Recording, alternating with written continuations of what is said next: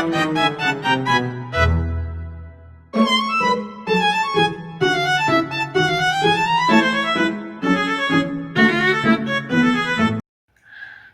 Dame du Hout menggunakan 3 elemen garis vertikal, garis horizontal, dan garis lengkung.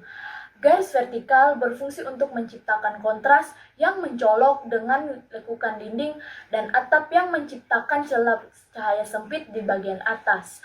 Garis horizontal membantu memecah kesan lengkung dan memberikan titik fokus. Dan garis lengkung menciptakan kesan yang organik pada bangunan Kapel Dame du Hout. Le Corbusier menggunakan prinsip kesatuan dan keberagaman yang tercermin dalam tampak bangunan dengan melalui interaksi harmonis antara elemen-elemen yang berbeda. Dengan begitu, kesatuan dapat dicapai melalui kolaborasi elemen-elemen yang berbeda tersebut. Warna putih yang dominan pada bangunan ini melambangkan kemurnian dan kesucian spiritual. Dinding putih yang seolah-olah seperti kanvas kosong membuat pengunjung yang datang di sana fokus pada pengalaman spiritual dan interaksi cahaya yang unik di dalam ruangan. Dan juga, dinding putih yang melengkung menangkap cahaya dari berbagai sudut sehingga menciptakan visual dinamis yang berbeda-beda sepanjang hari. Dan juga warna putih bisa membuat ruangan nampak lebih terang dan lebih luas. Jadi pertanyaannya adalah apakah prinsip-prinsip desain bangunan ini sudah mendukung identitas dan fungsinya? Jawabannya ya, bangunan Notre Dame du Hout ini sudah mendukung identitas dan fungsinya sebagai tempat ibadah dan ziarah. Penggunaan prinsip-prinsip desain yang digunakan oleh Le Corbusier seperti bentuk organik, permainan cahaya, dan penggunaan material. Secara langsung, ini sudah mendukung identitas dan fungsinya sebagai tempat beribadah dan ziarah. Le Corbusier mendesain menggunakan proporsi yang lebih abstrak agar dapat menciptakan nilai estetis pada bangunan. Tekstur dinding pada bangunan Notre Dame du Hout ini terbuat dari material batu yang diambil dari reruntuhan kapel dan dilapisi plesteran kasar yang disemprotkan pada dinding tersebut.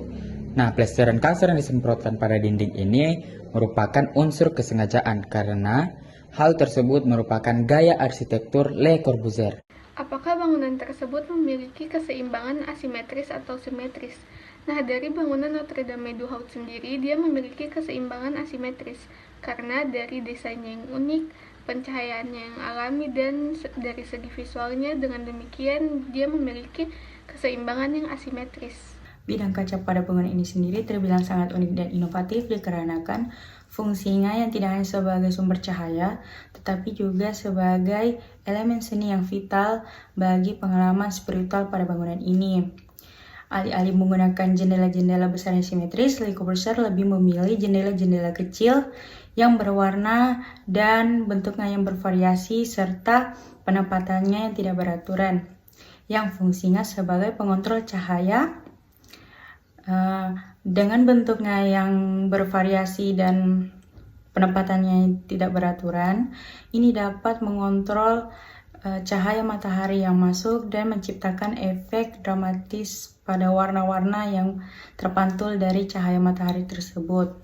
Untuk penggunaan kacanya sendiri, Le Corbusier menggunakan kaca berwarna yang sederhana dan penempatannya yang tidak beraturan. Ini melambangkan ketidaksempurnaan dan ketidakpastian pada kehidupan manusia.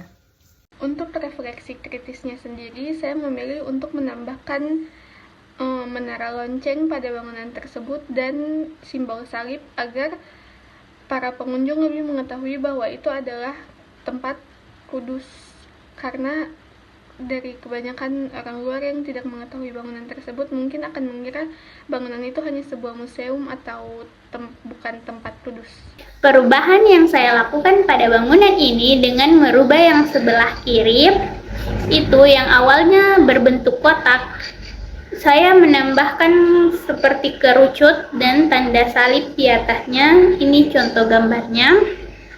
Ya, seperti itu. Alasan saya menaruh dan mengubah atau menambahkan itu untuk supaya pengunjung yang datang ke sana atau yang melihat bangunan itu lebih gampang mengetahui kalau itu adalah gereja. Mungkin orang yang baru pertama kali melihat bangunan itu tidak tahu bahwa itu gereja karena tidak ada sesuatu yang membuat itu tampak seperti gereja. Maka dari itu saya menambahkan kerucut di atasnya dan tanda salib agar pengunjung atau yang melihat bangunan tersebut lebih tahu bahwa ini adalah gereja.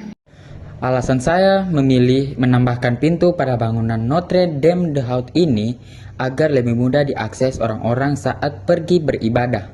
Jadi pada sketsa saya ini saya tidak mengubah tampaknya, tetapi saya mengubah kacanya yang sudah terjadi beberapa kasus bahwa kaca pada bangunan ini mudah pecah. Jadi saya akan mengganti kacanya menggunakan kaca template berwarna yang dimana tidak mengubah sedikit pun simbolis dan makna dari bangunan ini, tetapi menambah ketahanan pada kaca pada bangunan ini sehingga simbolis pada bangunan ini tetap terjaga.